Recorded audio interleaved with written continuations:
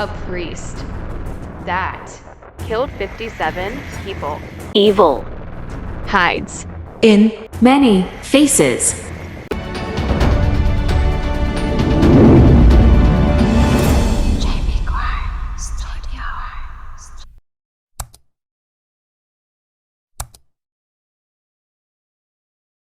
What will you do if you find out the person you should be trusted is a killer?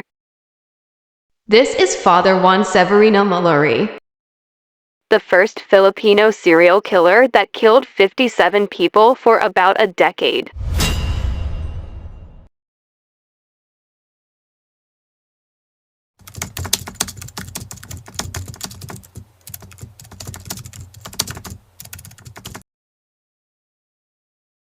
In today's case takes place in Magalang, Pampanga back in colonial era 1810. Magalang means Magalo, derived from the Kapampangan word galo, which means wavy and moving, describing the dangerous flow of the Prua River, and in present time it is officially municipality of Magalang.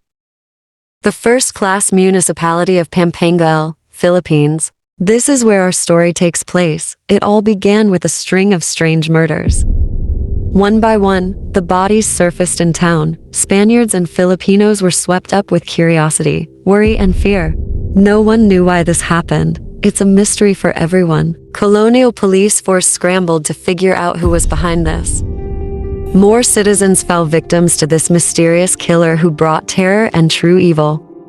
In around about a decade, around 50 strange deaths scattered in any part of the area, and Guardia Civil unable to find a clear motive of or connection between the gruesome murders. Without a clue, they consider the case unsolved. In the meantime, the fear of the unknown killer would loom over everyone's head, and it's unusual for the townfolk to suspect a priest. Father Juan Severino Mallory was from San Nicolas, Pampanga. He studied theology at the University of Santo Tomas and completed his studies in 1809. After which he was ordained and became Thicoadjutorangpan, Lubao, and Bacalar. He then vied for the position of parish priest in several areas, Namlay Rainy, Mariveles, and Lubao, but was consistently rejected.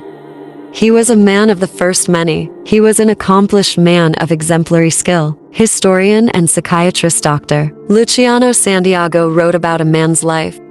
In his book Kapampangan Pioneers in the Philippine Church, the Maccabee-based priest was the first Filipino to preside over the parish of Pampanga. Mallory gone through several rejections while applying to become a priest. It happened during a time when it's not common for Filipino priests to hold such positions of power as the Spaniards reigned supreme. He was also one of the first Filipinos to master the art of calligraphy.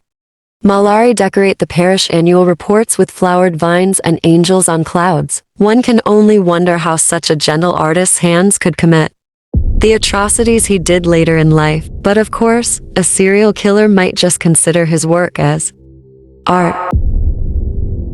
A devoted priest and talented artistic genius. Who would have thought that he could have committed such a horrific crimes? But evil wears many faces, and Father Juan Severino Mallory eventually turned out to be the first documented Filipino serial killer.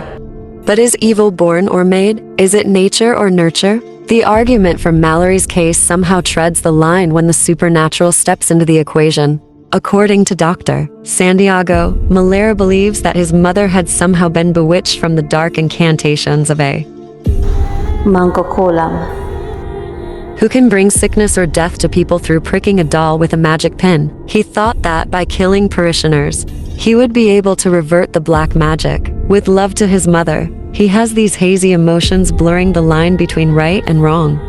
Mallory set forth with his killing spree.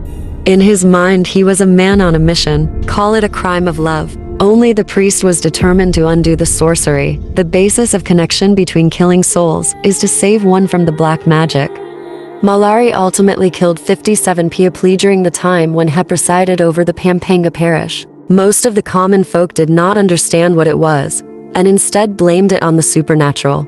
According to Dr. Miguel Texan, there were still remnants of belief in black magic and superstitions even though colonial times changed it. The Spanish view was slightly more advanced, seeing as the world's first mental hospital was founded in Spain, Hospicio de San Jose, which, according to Dr. Texan, it was an asylum for mentally ill. It has been operating for almost 2 decades by the end of Mallory's killing spree. This is the reason why Dr. Santiago mentioned in his book that he found it odd that Mallory was arrested instead of being admitted to a mental institution. It was a spine-chilling sight, a stash of items covered in blood, located in the house of a seemingly blameless, virtuous man. Suddenly, the mysterious murders of the past decade began to make sense. There were no records of exactly how he committed his murders, but the evidence was damning. Eventually, the authorities imprisoned him in Manila, where he stayed for 14 years until he was hanged in 1804. In the aftermath, the case was dismissed because it did not prove to be just a tragedy itself. Mallory never had the chance to find help. Although there was no replacement for the precious lives lost, Mallory had never obtained fair trial because of his mental illness. The case ultimately ends with divided opinions. To some, the priest himself was an inherently evil, cold-blooded killer who robbed people of their lives. But for others, he was merely an ill-confused son. What came out was ultimately a historical tragedy in 3 parts. One of an ill man who lost the battle with his mind, another of his mysterious mother's suffering, and the last of killing innocent Filipinos who were murdered by a man of God.